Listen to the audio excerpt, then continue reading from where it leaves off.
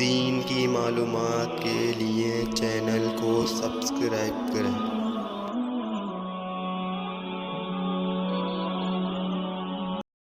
بسم اللہ الرحمن الرحیم۔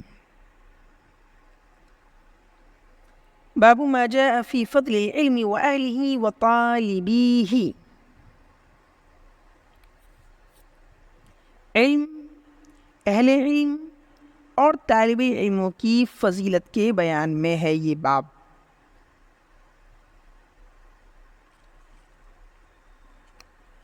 حدیث نمبر 90 کا اردو ترجمہ۔ عن كثير بن قيس قال كنت جالسا مع أبي الدرداء في مسجد دمشق فجاءه رجل فقال يا أبا الدرداء إني جئتك من مدينة الرسول صلى الله عليه وسلم لحديث بلغني أنك تحدثه عن رسول الله صلى الله عليه وسلم ما جئت لحاجة۔ حضرت کثیر بن قیس سے روایت ہے، وہ کہتے ہیں میں ابو الدرداء کے ساتھ دمشق کی مسجد میں بیٹھا ہوا تھا کہ ان کے پاس ایک آدمی آیا اور اس نے کہا اے ابو الدرداء، بے شک میں رسول اللہ صلی اللہ علیہ وسلم کے شہر مدینہ سے آپ کے پاس آیا ہوں ایک حدیث کی تحقیق کے لیے جو میرے پاس پہنچی ہے کہ آپ اس کو رسول اللہ صلی اللہ علیہ وسلم کے حوالے سے بیان کرتے ہیں، میں کسی اور ضرورت سے نہیں آیا ہوں۔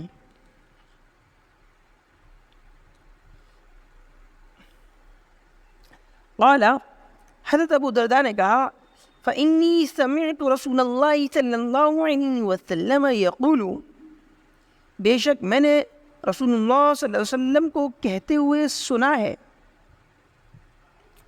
من سلک طریقا یطلب فیہ علما سلک اللہ به طریقا من طرق الجنة وإن الملائکة لتضع أجنحتها رضا لطالب العلم وأن العالم يستغفر له من في السماوات ومن في الأرض والحيتان في جوف الماء وأن فضل العالم على العابد كفضل القمر ليلة البدر على سائر الكواكب وأن العلماء ورثة الأنبياء وأن الأنبياء لم يورثوا دينارا ولا درهما وإنما ورثوا العلم فمن أخذه أخذ بحظ وافر، رواه أحمد والترمذي وأبو داود وابن ماجه والدارمي وسماه الترمذي قيس بن كثير۔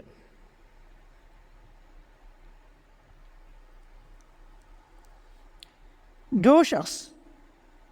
ایسے راستے پر چلے جس میں وہ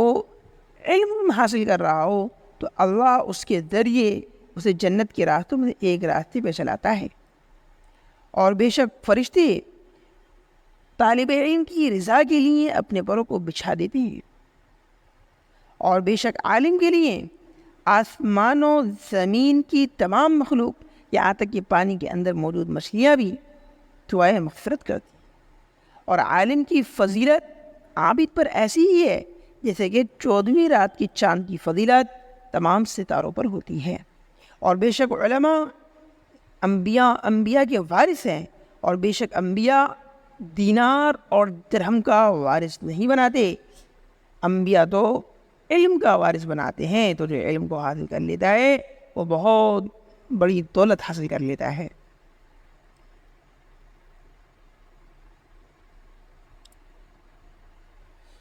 حدیث نمبر 51 کا اردو ترجمہ۔ عن ابی امامۃ الباہلی رضی اللہ عنہ قال، حضرت ابو امامہ باہلی سے روایت ہے، وہ کہتے ہیں ذکر لرسول اللہ صلی اللہ علیہ وسلم رجلان احدهما عابد والآخر عالم، رسول اللہ صلی اللہ علیہ وسلم کے پاس دو آدمیوں کا تذکرہ کیا گیا جن میں ایک عابد تھا اور لیکن عالم نہیں تھا، اور دوسرا عالم تھا۔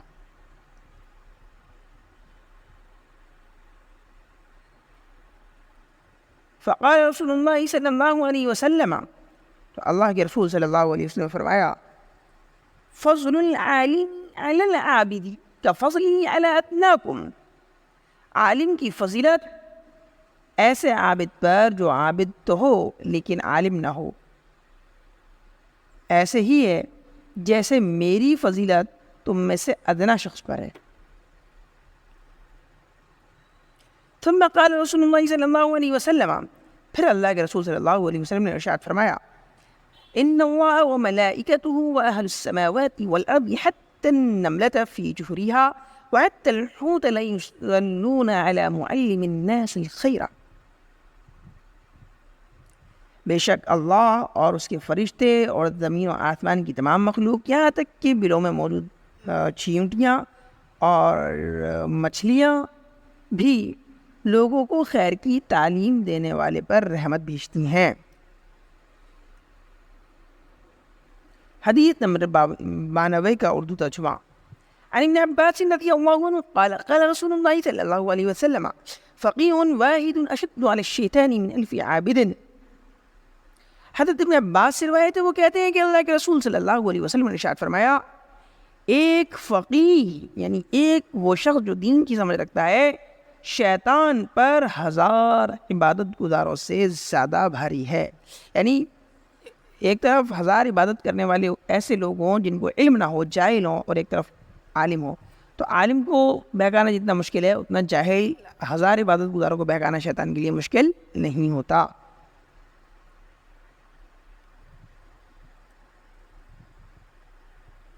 حدیث نمبر 93 کا اردو ترجمہ۔ عن عبداللہ ابن عمر ان رسول اللہ صلی اللہ علیہ وسلم مر على مجلسین فی مسجدہ فقال، حضرت عبداللہ بن عمر سے روایت ہے کہ رسول اللہ صلی اللہ علیہ وسلم اپنی مسجد میں یعنی مسجد نبوی میں 2 مجلسوں کے پاس سے گزرے، فقال، تو آپ نے فرمایا، کلاہما علی خیر، دونوں ہی مجلسیں بھلائی پر ہیں، وَأَحَدُهُمَا أَفْضَلُ مِنْ صَاحِبِهِ، البتہ ان میں سے ایک مجلس دوسری مجلس سے افضل ہے۔ اما هؤلاء فيدعون الله ويرغبون إليه فإن شاء أعطاهم وإن شاء منعهم، جہاں تک ان لوگوں کا تعلق ہے تو یہ اللہ سے دعا کر رہے ہیں اور اس میں رغبت رکھتے ہیں، شوق رکھتے ہیں اس سے، اور اگر اللہ چاہے تو ان کو دے دے اور اگر چاہے تو ان کو نہ دے۔ وَأَمَّا هَؤُلَاءِ وَيَتَعَلَّمُ الْفِقْهَ أَوْ الْعِلْمَ وَيُعَلِّمُونَ الْجَاهِلَ فَهُوَ أَفْضَلُ وَإِنَّمَا بُعِثْتُ مُعَلِّمًا ثُمَّ جَلَسَ فِيهِمْ۔ اور جہاں تک اس دوسری مجلس کا تعلق ہے تو یہ فقہ اور علم کو سیکھ رہے ہیں اور جاہل کو سکھا رہے ہیں، تو یہ لوگ زیادہ افضل ہیں، اور بے شک مجھے بھی معلم یعنی استاذ بنا کر بھیجا گیا ہے۔ پھر آپ ان میں بیٹھ گئے، یعنی آپ اس مجلس میں بیٹھ گئے جس میں علم کی مجلس تھی، جہاں سیکھنا سکھانا چل رہا تھا، ذکر والی مجلس میں آپ نہیں بیٹھے۔ حدیث نمبر 94 کا اردو ترجمہ۔ عن انس رضی اللہ عنہ قال قال رسول اللہ صلی اللہ علیہ وسلم من خرج فی طلب العلم فهو فی سبیل اللہ حتی یرجع، رواہ الترمذی والدارمی۔ حضرت انس سے روایت ہے، وہ کہتے ہیں کہ اللہ کے رسول صلی اللہ علیہ وسلم نے ارشاد فرمایا، جو شخص علم طلب کرنے کے لیے نکلا تو وہ اللہ کے راستے میں ہوتا ہے یہاں تک کہ وہ واپس ہو جائے، یعنی کہ علم حاصل کرنے کے لیے نکلا ہوا شخص اس اللہ کے راستے میں ہوتا ہے۔ مطلب اس کا یہ ہے کہ جو شخص علم حاصل کرنے کے لیے نکلتا ہے تو جب تک وہ واپس نہ آ جائے اپنے گھر پر علم کے راستے سے، تو اسے اللہ کے راستے میں نکلنے کا ثواب ملتا رہتا ہے، اور اللہ کے راستے سے مراد جہاد کا راستہ ہوتا ہے۔ حدیث نمبر 95 کا اردو ترجمہ۔ عن الحسن مرسلا قال قال رسول اللہ صلی اللہ علیہ وسلم من جاءه الموت وهو يطلب العلم ليحيي به الإسلام فبينه وبين النبيين درجة واحدة في الجنة، رواه الترمذي۔ حضرت حسن سے مرسلن روایت ہے، وہ کہتے ہیں کہ اللہ کے رسول صلی اللہ علیہ وسلم نے فرمایا، جس شخص کو موت آئے اس حال میں کہ وہ اسلام کو زندہ کرنے کے لیے یعنی اسلام کی خدمت کے لیے علم کو حاصل کر رہا ہو، تو جنت میں نبیوں کے درمیان اور اس کے درمیان صرف ایک درجے کا فرق ہوگا۔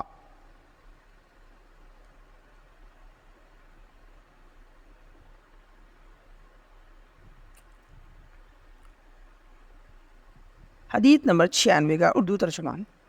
عن ابی ہریرہ رضی اللہ عنہ قال قال رسول اللہ صلی اللہ علیہ وسلم من تعلم علما مما يبتغى به وجه الله لا يتعلمه الا ليصيب به عرضا من الدنيا لم يجد عرف الجنة يوم القيامة يعني ريحها، رواه احمد وابو داود وابن ماجہ۔ حضرت ابو ہریرہ سے روایت ہے، وہ کہتے ہیں کہ اللہ کے رسول صلی اللہ علیہ وسلم نے ارشاد فرمایا، جو شخص ایسے علم کو جس کے حاصل کرنے کا مقصد اللہ کی رضامندی ہوتا ہے حاصل کرے، اور اس کے حاصل کرنے کا مقصد جو ہے صرف دنیاوی مقصد ہو، یعنی وہ دینی علم کو، یعنی ایسے علم کو جس کا حاصل کرنے کا مقصد صرف اللہ کی رضا ہوتا ہے، وہ ایسے علم کو جو ہے دنیا حاصل کرنے کے لیے سیکھے اور دین اس کا مقصد نہ ہو، تو ایسا شخص جنت کی خوشبو بھی نہیں پائے گا قیامت کے دن، یعنی قیامت کے دن ایسے شخص کو جنت کی خوشبو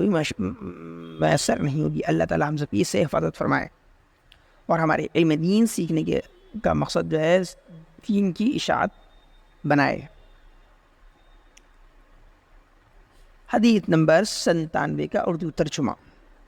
عن ابی ہریرہ رضی اللہ عنہ قال قال رسول اللہ صلی اللہ علیہ وسلم إذا مات الإنسان قطع عنه عمله إلا من ثلاثة إلا من صدقة جارية أو علم ينتفع به أو ولد صالح يدعو له، رواه مسلم۔ حضرت ابو ہریرہ سے روایت ہے، وہ کہتے ہیں کہ اللہ کے رسول صلی اللہ علیہ وسلم نے ارشاد فرمایا، جب انسان مر جاتا ہے تو اس کے عمل کا سلسلہ ختم ہو جاتا ہے مگر 3 عملوں کا سلسلہ جاری رہتا ہے، ایک صدقہ جاریہ، ایک ایسا علم جس سے نفع اٹھایا جائے، یا نیک اولاد جو اس کے لیے دعا کرے۔ اس حدیث کا مطلب یہ ہے کہ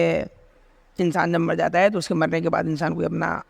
عمل کو جو ہے جاری نہیں رکھ سکتا مگر 3 عمل جاری رکھ سکتا ہے۔ وہ کوئی ایسا صدقہ کر جائے جس کا نفع لوگوں کو پہنچتا رہے، جیسے کہ سمر سیول لگوا دے، گلی بنوا دے، مسافر خانہ بنوا دے، مسجد بنوا دے، اس سے لوگوں کو فائدہ ہوتا رہے، تو جب تک فائدہ ہوتا رہے گا اس کو ثواب ملتا رہے گا۔ اسی طریقے سے علم سے مراد یہ ہے کہ وہ کوئی دینی کتاب لکھ جائے جس سے لوگ دین سیکھتے رہیں، یا یہ کہ وہ کسی کو پڑھا دے جس سے لوگوں کو فائدہ ہو، تو اس کا بھی اس کو ثواب پہنچتا رہے گا جتنا لوگوں کو، جب تک لوگوں کو فائدہ ہوتا رہے گا اس کے مرنے کے بعد۔ اسی طریقے سے اس کی اولاد اگر نیک ہے تو اولاد اس کے لیے دعا کرے گی اور اس سے بھی جو ہے اس کو فائدہ پہنچتا رہے گا۔